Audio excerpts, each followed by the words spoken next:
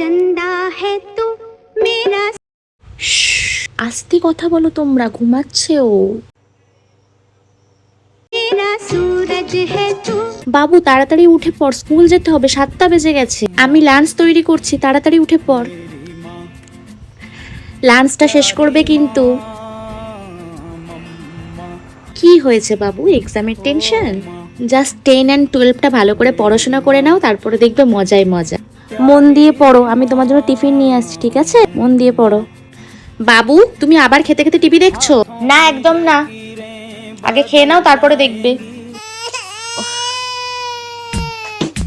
আরে তুমি আমার ফোনটা কেন নিয়েছো? আরে আমার ফোনে ব্লগ চলছে ওখানে।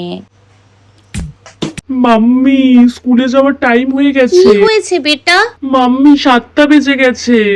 জাস্ট 2 ঘন্টা আগেই শুলাম আমি। উফ।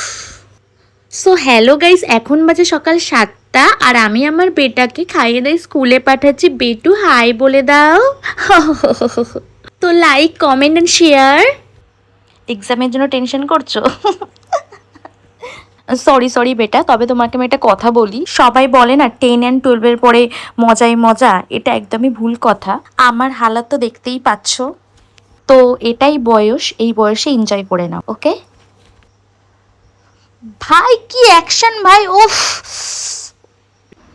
মাম্মি খিদে পেয়ে ওয়েট গেছে। বেটা ওয়েট, এই এটা সিজন 4 না?